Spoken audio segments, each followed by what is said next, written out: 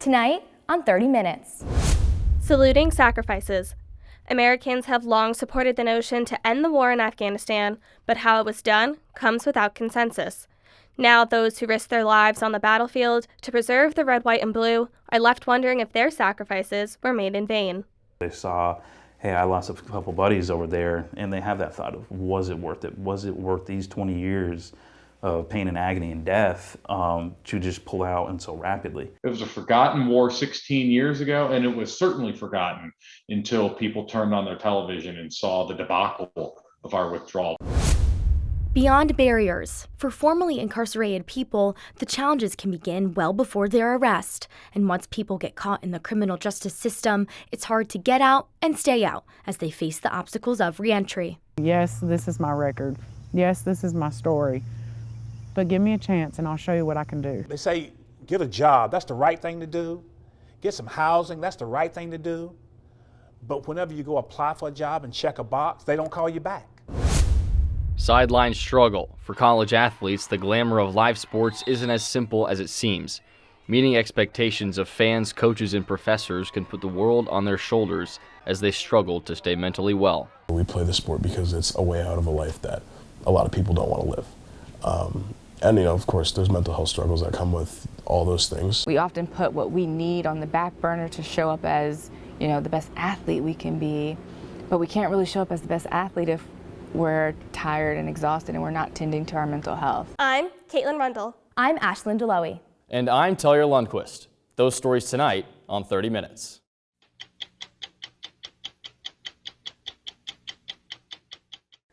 After the horrifying events of September 11th, 2001, America was left broken and stunned.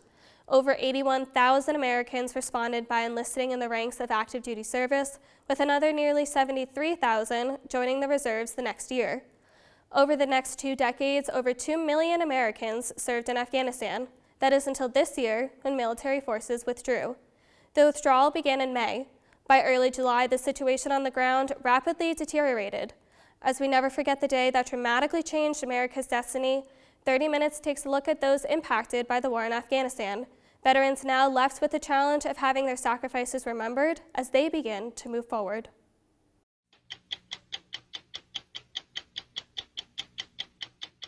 Especially when the news first came out, there was a lot of concern for mental health of, all right, how are people handling it? I know I was constantly having my phone blown up and talking to, hey, how are you doing? What's going on? And which is good, is making sure we were taking care of one another. But a lot of guys, they didn't handle it as well. They saw it as, maybe a failure, or they saw, hey, I lost a couple buddies over there, and they have that thought of, was it worth it? Was it worth these 20 years of pain and agony and death to just pull out and so rapidly? Corey Spohr talks with United States military veterans every day. He's a veteran of the Marine Corps himself, but now serves as the Triad Community Network Director for Veterans Bridge Home in North Carolina. His job is to get veterans the help they need, and he says for some, the withdrawal from Afghanistan created even more confusion. Once I saw the withdrawal, first I think it was the knee-jerk reaction of, I think a lot of veterans had it, is what we did worth it?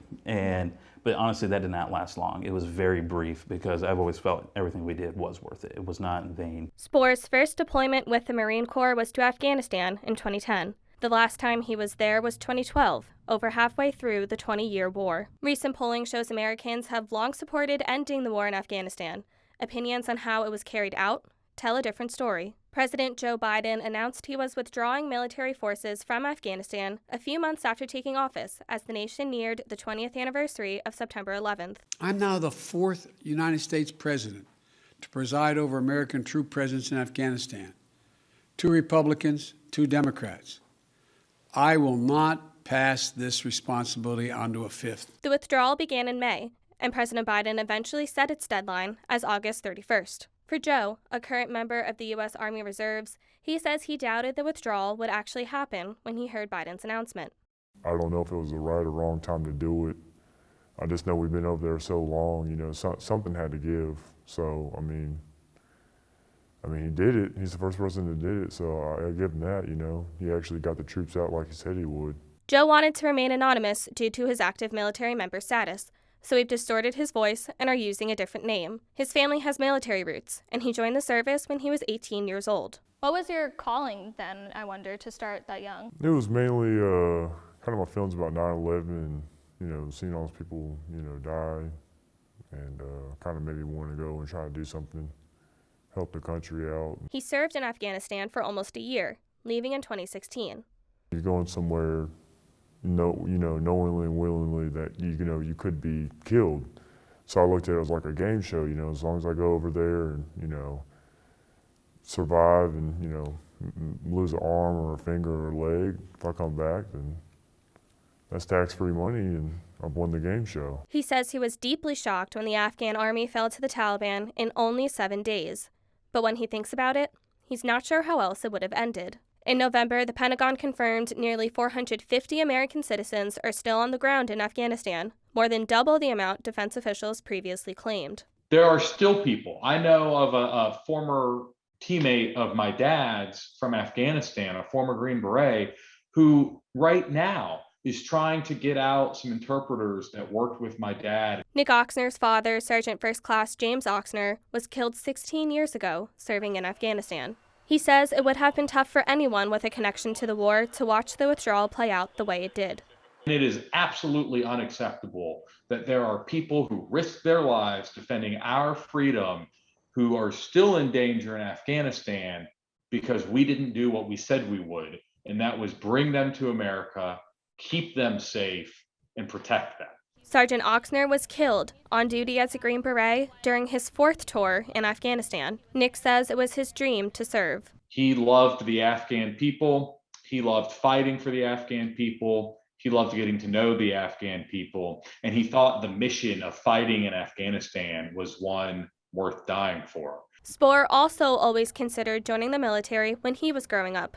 Both of his grandparents and his neighbor were veterans. But like Joe, the deciding factor was 9/11. Always thinking back, and even through boot camp and your training, is thinking back 9/11. When you're having those hard days, just thinking back when the towers fell of, all right, this is why you're doing this. This is the motivation piece. Then once they said that, hey, we're going to march to Afghanistan, I think that really clicked in for me of connecting everything back to 9/11. Communities across North Carolina gathered on September 11th, 2021 to honor the lives lost and those who have served since.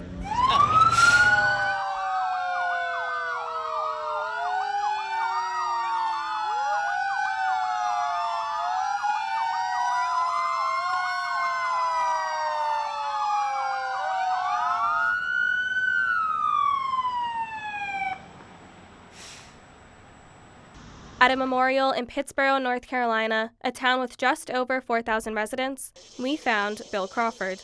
Of those we asked, all told us to talk with him. Crawford was working in Long Island the morning of the attacks in 2001. It was a combination of concrete, asbestos, computer plastic, and dead bodies. It was horrifying. And the smell of death was everywhere. I used to be a mortician. I know exactly what it's like. And no matter which way the wind blew, it was all over the place. A piece of the World Trade Center stands tall on the side of a country road in Pittsboro. That's where this particular group, led by Crawford, gathered. In front of it, 20 roses, 20 years later. The thankfulness I have for all the veterans, because they deliberately go into those areas even though they know where that's where all the crazy people are. To me, it's the same as the firemen and the policemen going into the World Trade Center when it was on fire. That's beyond heroism. That's almost insanity, but that's what they did. It's a heroism Oxner says his father and other soldiers show to help Americans feel safe and secure. But he's not sure if their service will be remembered. People would frequently think that he'd been killed in Iraq because they just didn't think anyone died in Afghanistan.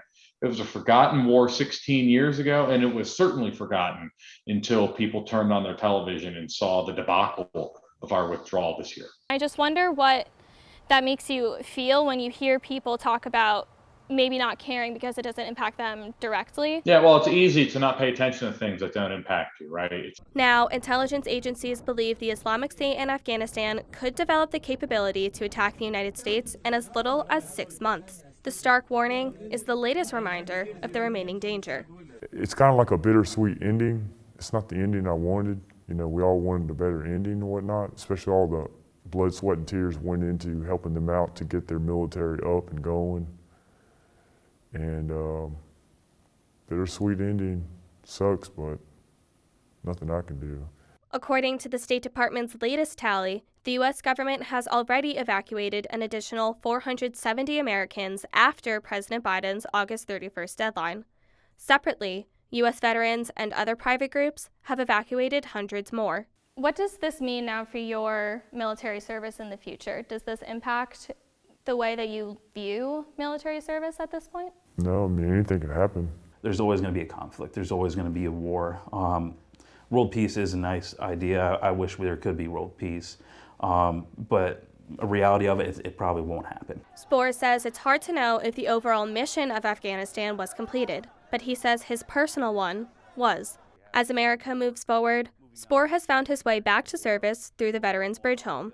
This time, his mission has shifted to supporting current and former military members. My focus is on how do we better train, how do we better prepare for the next conflict, because we don't know where it's going to come from. September 10th, we didn't know we were going to be in Iraq and Afghanistan. So my focus is, one, just constantly being ready and not letting our guard down as a nation as a whole. So I just think with it now is just taking care of the guys that already have served, and then helping those that are about to transition out.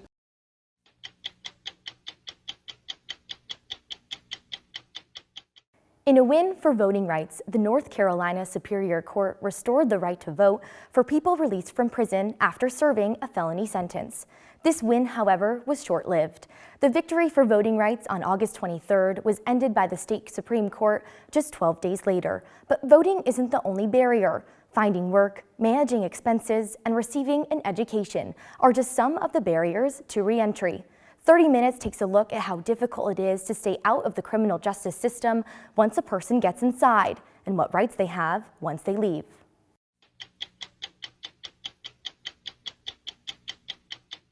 When I got home in 2005, I was on probation for 7 years, and I couldn't, from 2005 to 2012, I couldn't vote at all. And of course, in 2008, I missed the chance to vote for the first African-American president, and I was devastated because of that. Right now, only people with felonies who have finished their parole or probation are eligible to vote in North Carolina. Being unable to vote while on probation is partially why Dennis Gaddy founded the Community Success Initiative, an organization dedicated to helping the formerly incarcerated navigate reentry. Gaddy says that he wanted to support people coming out of the prison system in areas that he calls the Big Four: jobs, housing, education, and human services. I have this saying that I say that society makes it hard to do the right thing. What do you mean by that? So they say, get a job, that's the right thing to do. Get some housing, that's the right thing to do. But whenever you go apply for a job and check a box, they don't call you back. So it's like, if you make it hard to do the right thing, you make it easy to do the wrong thing, right? Because people who go and try to get a job and try to get housing but are turned down at every turn just because they have a record, a lot of times that will allow them to go back to the same thing they were doing before they were caught, and that's sad. And they end up back where they were. Not because they wanted to be, but because society made it hard to do that, the right thing. This is known as recidivism, when people convicted of crimes re-offend and re-enter the system. Within 3 years of their release, 2 out of 3 former prisoners are rearrested, and more than 50% are incarcerated again, per data from the U.S. Department of Justice. Everly Evans found herself getting arrested 1 to 2 times a week. For her, landing a job was one of the first barriers to re-entry. Oh my gosh, nobody wanted to hire me. Nobody wanted to hire me. Yeah, it was a struggle. You just get passed over, and it's extra hard for people in addiction or people coming out of the criminal system because they already feel bad. Like, they might not tell you that. They're not going to tell you that they are mad at themselves or that they feel like a failure, but they do. What worked for me was just presenting it to people. Yes, this is my record. Yes, this is my story. But give me a chance and I'll show you what I can do. So being upfront about it. Absolutely. Absolutely. Evans has 4 felonies and 49 misdemeanors. Her drug habit led her to write worthless checks once her inheritance ran out. Drug use, family problems, and physical abuse are just some of the issues that young offenders face. Evans grew up in what she says was an abusive home. Her mom had a drug addiction, and Evans' stepdad physically abused her. So I started using really young. I started using at 16. By then I had quit school. I met my kid's dad when I was 17, got pregnant, had a baby at 18, still on and off using. Research from the Justice Department shows that over 58% of state prisoners have a drug dependence or abuse problem. While in and out of jail, Evans struggled with addiction, and eventually she gave up her own 2 sons for adoption. The last time she saw them, they were 3 and 5 years old. You started off talking about the environment you grew up in. Do you think that contributed to the life you then lived after? Absolutely. It was, at some point in our life, there's a lie that we believe about ourselves that leads us into whatever our future's gonna be. And I believed that I wasn't any good, that nobody loved me, that nobody cared about me. That's what I believed through growing up in that household. You know, there was this man who was here and he loved my mom. It was very clear they were together a long time, but I had questions. Why did she let him hurt me? How many people have those questions? And because I didn't have an answer, I came up with my own answer. I'm not good enough. We've just got older people who've been traumatized all their lives, you know, and that trauma has not been dealt with. Sandra Reed is a lecturer in human services studies at Elon University who has worked in the juvenile justice system for over 20 years. She says inadequate support from family, school, and the community can lead kids into criminal activity.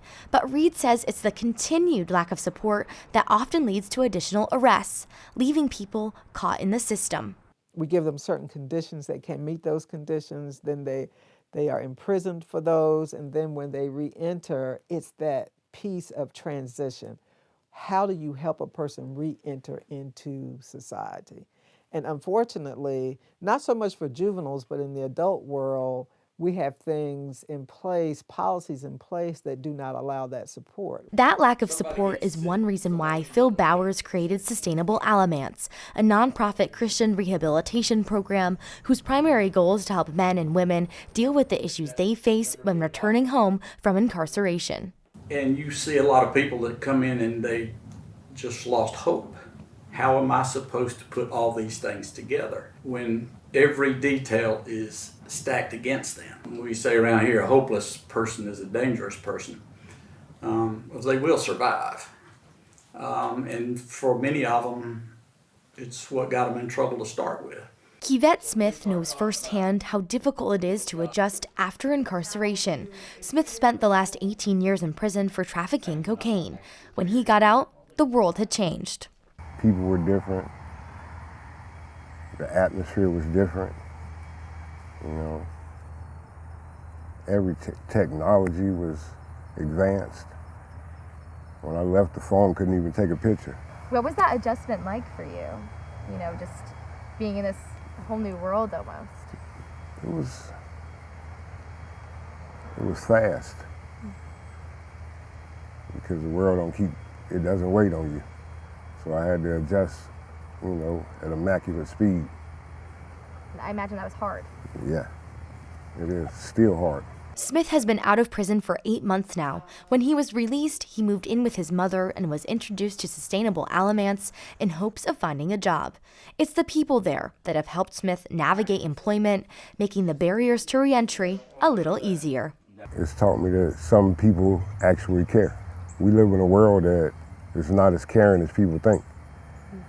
And this program and what they're doing here, it actually is. And one person who cares is Evans. She started working at Sustainable Alamance to tell her story and help others in the same way she had been helped before.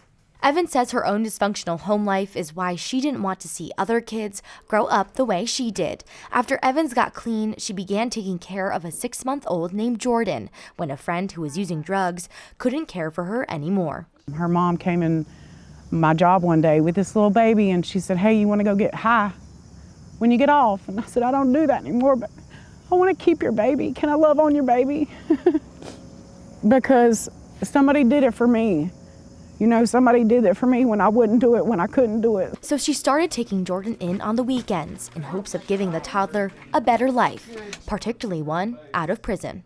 It turned into something much bigger, and 4 years later, social services got involved, and everybody panicked because they found out this little baby had been living at my house. You know, the same former offender who gave her own kids up for adoption now has another child in her home. So. But Evans couldn't and still can't adopt Jordan because of her felon status, creating yet another barrier she must face. I think about Jordan and the toddler now that you have in your home. Yeah. Do you worry that if you weren't there for them, that they would end up in a similar situation or have a similar life Absolutely. that maybe you had or their parents, you know, are having? Absolutely. I worry that they still might, you know? At this point, it's not for us, it's for her. Like, for her to feel like she has something. What is it like for you to not be able to adopt her because of your record? Heartbreaking. It's heartbreaking. It's this heartbreak that formerly incarcerated people face, which motivates Dennis Gaddy as he continues the mentoring work he started while he was imprisoned. And for the last 17 years, that's what I've been doing to help open the door for people to become positive and productive citizens again. I use the word people intentionally because we don't freeze people in time from their past mistakes. What does it mean to be able to share your story to people? Hope. I want people to know that there's life. There's life to be had after incarceration, after addiction, that you can be somebody new. You don't have to stay in that place forever.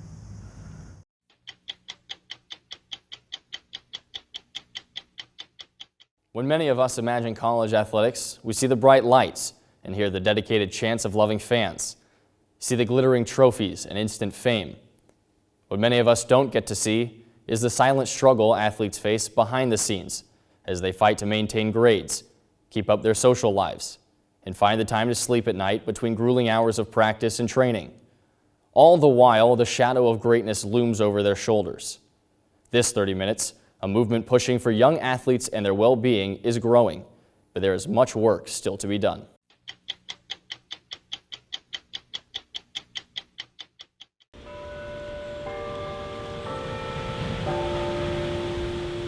In a quiet corner of North Carolina's Piedmont sits Elon University. The mid-sized private school, known as one of the prettiest campuses in the country, is also home to the Phoenix. From football and basketball to volleyball and other sports, athletes at Elon face the same pressures as those playing for larger teams. It's not like we just come out here and play the sport for fun. A lot of us come and play the sport because we have to, or we play the sport because it's a way out of a life that a lot of people don't want to live. And, you know, of course, there's mental health struggles that come with all those things. Offensive lineman at Elon, John Seaton, practices about 6 hours a day and says his schedule can be grueling. Certain teams do have those resources and sports psychologists for their sport. Have you had any sort of access to those as a football player? I'm sure, you know, if you went to your coaches, they could definitely help you out, because our coaches do care about us as people a lot, you know, off the field. But I also feel like on that same side of the coin, they are an athletic coach. They are not meant to deal with these sort of heavy taxing issues. You know, you go to your coach with a problem, you tell them something like that, their response is usually, oh, take the day, you know what I mean? What Seaton is missing is someone like Sydney Young. She's a mental health clinician for student athletes at the University of North Carolina, Chapel Hill. What positives do you see that this university has put forward for their student athletes? I love that this university has even created this position. Prior to June, this position didn't exist, and this position was created because of the advocacy of our student athletes. The student athletes came together and said, you know what? We don't have an African American provider, yet we have a great deal of student athletes who are African American, and so there is a gap in service here. Due to scheduling challenges and the ongoing pandemic, we spoke to Young once in person and once over Zoom. And it wasn't until I personally sought therapy and sought help for the things that I was going through before I said, you know what, like, I can get behind this. We don't know what that girl going through, that woman going through. We don't know what people are going through. More and more athletes on the world stage are coming forward and talking openly about their mental health. This summer, Simone Biles and Naomi Osaka brought the issue to the spotlight. But behind these front lines, student athletes facing a quieter struggle have started following their lead. How important is it for these young college student athletes to see people like Simone Biles, Naomi Osaka, take that extra step and say, I do need this time for myself? How important is that? Oh, it's crucial, because it has been in those moments that our student athletes have had then the courage to say, like, well, if these professional athletes can do it, like, I can do it too. Many things in the sports world are physical. You know, you have to be fit and you have to constantly improve as a player. But the mind dictates what we want to do in life. On the U.S. women's soccer team, recently retired Carly Lloyd has previously spoken about mental health and wellness as a co-founder of the Stronger Than You Think initiative. I look back and I wish that I enjoyed the process a little bit more, enjoyed the journey, you know, kind of was more in the present moment. I think I'm finding that now towards the end of my career. Young's position at UNC is part of this new movement in sports, but Elon is not quite there yet. All students have access to counselors, but there are no official sports psychologists on staff at the school. On college campuses across the country, student athletes are struggling with depression and anxiety. And in a 2020 study conducted by the National Collegiate Athletic Association, 1 in 10 students reported that they suffer from severe depression that made it difficult to function, quote, constantly or most every day. During the COVID-19 pandemic, when student athletes spent a year staring at empty stands and abandoned stadiums, Young says readjusting has been a huge issue for some of her clients. As an athlete, you have to think, like, it's connected to your identity. You, at some point, I'm sure, felt like that was your world. And so when you have to take a step back from that, that takes a toll. Less than an hour from Elon's campus, Senior Athletic Director at Duke University, Heather Ryan, researched mental health in student athletes during the height of the pandemic. The appointments and the mental health counselors were completely swamped, and they moved everything to telehealth, which was convenient in terms of time and access, and you could move through quicker. But you also were working with students who, some of them didn't have homes to go to. Some of them didn't have a safe space. Have you seen anything between older student athletes versus, you know, people who graduated high school under quarantine or whatever it is, and then starting that new chapter and kind of being thrown into college life? Yeah, I think that there could be a lot to learn between freshmen and seniors. A lot of the seniors that I meet with, there's almost a sense of like loss and grief to what they expected their senior year to look like. And even those that graduated kind of in the midst of this pandemic last year.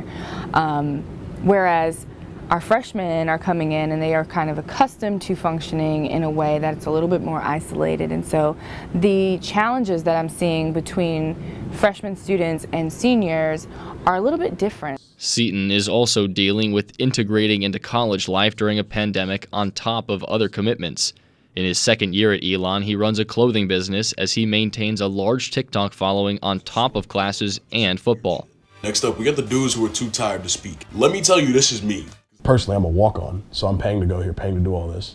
And then I still have those commitments that a scholarship player would have, is something that, you know, does take a toll from time to time. It stresses you out and makes you feel like that there's too much on the table. There are a lot of outlets that, if they were utilized properly by institutions, that it could make this process just a little bit easier. Do you think that's a necessary and maybe more so plausible thing that could change?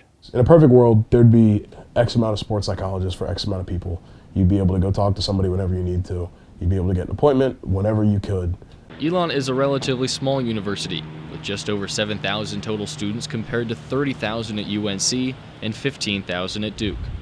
Elon Athletics denied our requests for comment, but Seton hopes to see the trend spread to smaller schools. If I could talk to Elon, please just consider getting the staff, because I know a lot of people who have dealt with a lot of mental health issues on a lot of sports teams, that I think there is a team of professionals that are needed